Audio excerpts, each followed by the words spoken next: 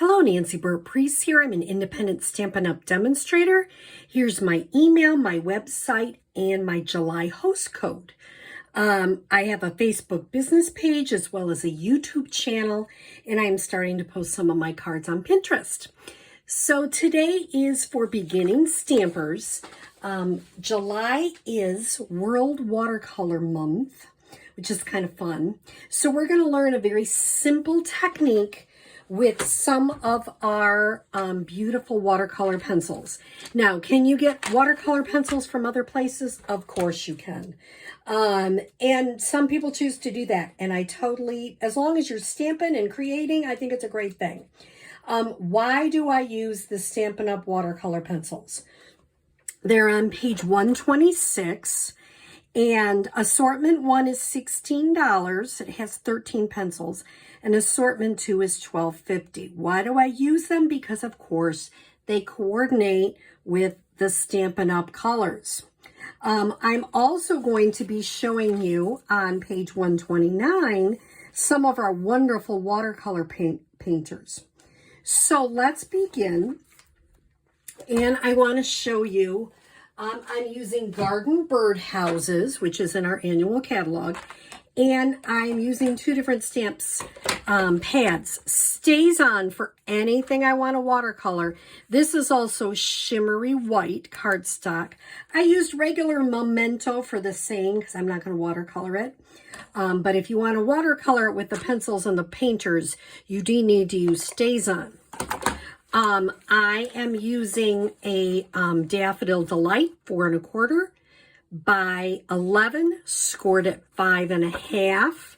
I have a Garden Green 4 by 5 1/4, and this is 3 3/4 by 5. And look, I got ink all over it. Well, so don't do that, but I'm still going to show you the technique. I will probably redo that or come up with something to put on there. You never know. So how do you do this technique?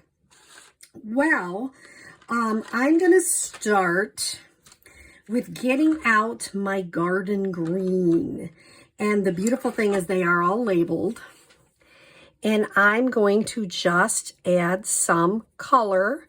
Doesn't have to be exact with my colored pencil. Okay. I won't do all the leaves, but I'll give you a sense on how to do that.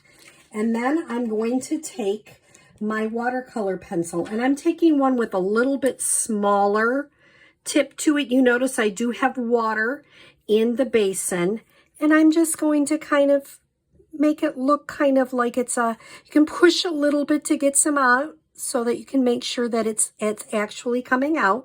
If you don't feel any, just keep pushing to make sure that it starts to get wet. You can see my fingers starting to get wet. And then I just kind of go along and make this into a watercolor image. I have smaller brushes. I have bigger brushes. It's a very simple technique. Gee, you're going to have to come back and see what I can do. This is another thing I want to tell you. When you first start stamping and you make mistakes, you're like, I got to throw this piece away. I can't use it. I've got ink all over the right-hand side from my finger. I totally messed it up. Something happened. Well, my upline, dear Missy Shipman, said there are no mistakes in stamping, only opportunities. And I think she's 100% right. Some of my best cards, believe it or not, have come when I have made a little mistake. Now, look, I went over a little bit. I'm okay. It has a little bit of a watercolor image that way because that's what I want to do is I want to make this look like it was watercolored. And in order to do that, I have to go out just a little bit to make it artful. Remember, even when you're stamping, go artfully off the edge is a good thing. You don't want it all like little uniformed soldiers. Once again, I have to push this in a little bit. Get some water to come out of there. You can always test it on your finger. Oh, there I got some water coming again. And now if you get too much like that, just leave it and let it dry a little bit. Okay, now I can use a different color. Let's see. I think I'm going to use Early Espresso on the branch. So I'm just going to color that in. And I'm going kind of quick. I might go a little bit slower if I really was doing this for a specific thing. But it doesn't have to be. You can just go ahead and add a little bit of water to that. Now, bird. What kind of, I might just make it, here's real red, even though it doesn't look like real red. I'm going to make this like a little robin redbreast. I know it probably should have a different color head, but it's going to be a little red bird of some sort for me. And then if I want to use this, let's see, Daffodil Delight, I may make this. Just add a nice amount so you can get some with your watercolor. And see, the reason I use Stays On is so that that wouldn't all, when I'm using water on it and stuff, it wouldn't all just start blending together. Adding a little bit more. I test it on my finger. That's how I do it. You can test it on a piece of, you know, a Kleenex, on a paper towel, on anything you choose. So, I will, let's see, what could I do? Well, here's one thing I could do.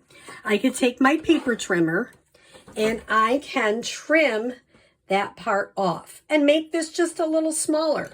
If it cuts off a little of the leaf, I'm okay with that. I'm going to make it just a smidge smaller. I'm doing this off camera because my paper trimmer's over here. So I think I cut that off. And I'm going to just cut a little on this side so it looks a little more even.